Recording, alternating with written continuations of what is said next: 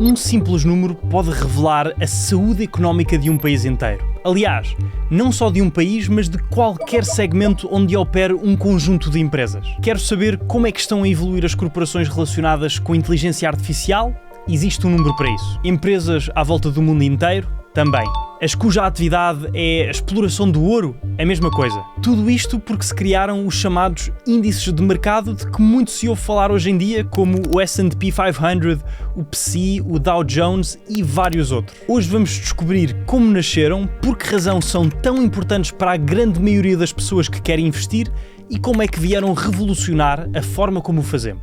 Se é a vossa primeira vez por aqui, sejam muito bem-vindos. O meu nome é João Zóio. Lembrem-se que nada neste vídeo deve ser interpretado como uma recomendação de investimento, não sou consultor financeiro e este conteúdo produzido em conjunto com a Trading 212 é puramente informativo. Deve sempre ser feita uma própria pesquisa antes de se investir em qualquer ativo ou utilizar um serviço para esse efeito. O valor dos investimentos pode subir ou descer, de modo que o capital está em risco. Os índices de mercado de ações surgiram como uma resposta a uma grande necessidade dos mercados financeiros no final do século XIX, facilitar o acompanhamento das flutuações diárias no mercado de ações e torná-las compreensíveis para o público em geral. Antes da sua criação, acompanhar o desempenho de diferentes setores ou geografias, por exemplo, era muito demorado e complexo. Para resolver este desafio e permitir que tanto profissionais como pessoas que investem pudessem compreender de forma simples e direta a evolução dos mercados que lhes interessassem, Charles Dow criou o primeiro índice de mercado, o Dow Jones Industrial Average. Inicialmente, agregava numa só métrica o desempenho de um conjunto de 12 ações de grandes empresas distribuídas por diferentes setores da economia americana,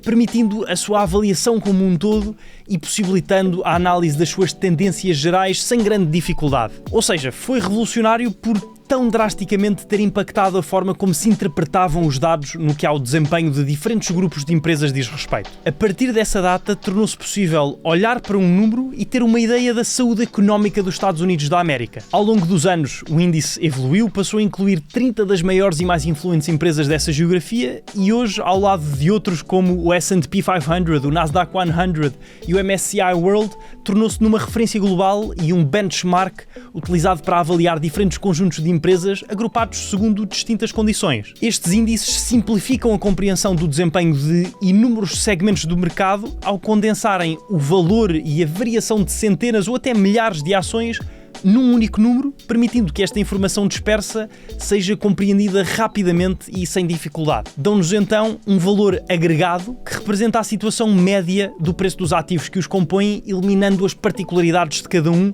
e amenizando a sua volatilidade, captando apenas o sentimento geral relativo ao grupo que representam. São, por isso, uma ferramenta fundamental para interpretar tendências e oscilações que de outra forma estariam espalhadas e dificilmente se consolidariam num panorama claro. O resultado é, pela sua natureza, desempenharem dois papéis essenciais: permitir um resumo objetivo do desempenho de mercados inteiros e fornecer uma base confiável para a comparação de investimentos em ativos semelhantes aos que acompanham. Para atender às necessidades de análise e investimento em constante evolução, os índices de mercado têm vindo a tornar-se cada vez mais segmentados e especializados, criando uma vasta gama que pode refletir diferentes setores, regiões, estilos de investimento e características específicas dos ativos. Por exemplo, o S&P 500 acompanha 500 das maiores empresas dos Estados Unidos da América e é usado para aferir o desempenho dessa economia. O MSCI World representa um conjunto diversificado de empresas à volta do mundo. O Nasdaq 100 foca-se apenas em empresas do setor da tecnologia. O PSI é a economia portuguesa, o FTSE 100 é do Reino Unido, o S&P ESG de empresas que desenvolvem a sua atividade com práticas de sustentabilidade, equidade e responsabilidade social acima da média. Há uns que são organizados com base em fatores como o tamanho das empresas, dividindo-se entre grandes, médias e pequenas capitalizações de mercado. Outros índices permitem o acompanhamento de estilos de investimento específicos, como o investimento em ações de valor, empresas consideradas subvalorizadas em relação aos seus fundamentais, e em ações de crescimento, empresas com grande potencial de aumento de receita e lucro no longo prazo. No final do dia, há índices para tudo e podem verificar essa diversidade através de uma consulta do website spglobal.com, que pertence a uma das corporações cujo negócio é precisamente o desenvolvimento destes dados. Só que, sendo o objetivo destes indicadores a medição, a estatística, não é possível investir diretamente neles. Não é esse o seu propósito, embora às vezes se pense que sim. Foi precisamente para introduzir essa capacidade, para permitir a quem quer investir a utilização dos índices a seu favor, que surgiram dois tipos de produtos financeiros.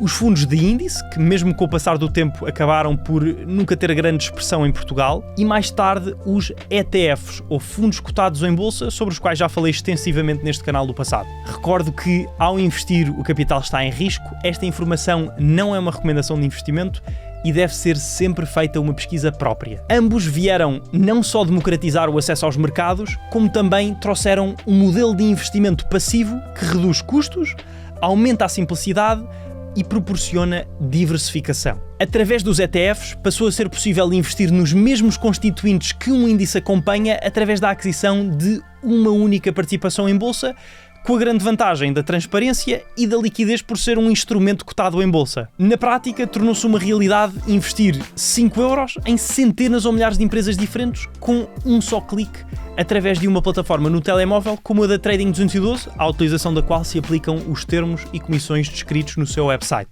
E foi esta revolução que teve lugar há cerca de 40 anos que de há 20 para cá, com o aparecimento de cada vez mais opções, tem atraído mais pessoas para os ETFs e para o mundo dos investimentos na sua globalidade. A relevância dos índices de mercado para quem investe em ETFs reside, portanto, na capacidade destes produtos de proporcionar um ponto de referência claro e confiável para medir o desempenho de um determinado mercado, ajudando as pessoas a não só interpretar cenários económicos globais e a tomar decisões informadas, como também a investir o seu dinheiro por forma a constituírem de forma simples portfólios diversificados e alinhados com os seus objetivos financeiros e perfil de risco. E para muita gente, esta é a forma ideal de participar no crescimento dos mercados, especialmente quando o objetivo é a diversificação a longo prazo, diluindo o risco associado ao investimento em empresas, setores ou geografias específicas. De notar novamente que nada do que foi dito deve ser interpretado como uma recomendação de investimento. Não sou consultor financeiro. Sendo a vossa vontade de explorar estes ETFs em detalhe,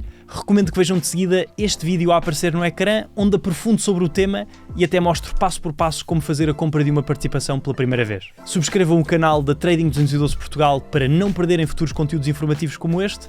Até ao próximo, vemo-nos em breve.